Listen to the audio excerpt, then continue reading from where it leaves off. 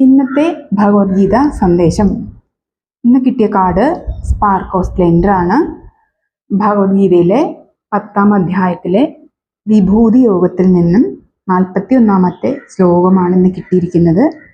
ഐശ്വര്യഗുണമുള്ളതും സുന്ദരവും തേജസ്സുറ്റതുമായ ഏതൊരു സൃഷ്ടിയും ഭഗവാന്റെ തേജസ്സിന്റെ ഒരു കണികയിൽ നിന്ന് ഉത്ഭവിച്ചതാണ് എന്ന് മനസ്സിലാക്കുക എന്നുള്ളതാണ് ശ്ലോകത്തിന്റെ സാരാംശം.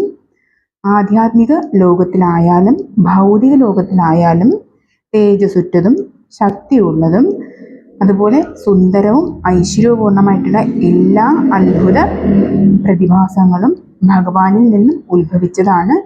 അത് ഭഗവാന്റെ ദിവ്യശക്തികളുടെയും വിഭൂതികളുടെയും ഭാഗികമായ ആവിഷ്കാരങ്ങളാണ്.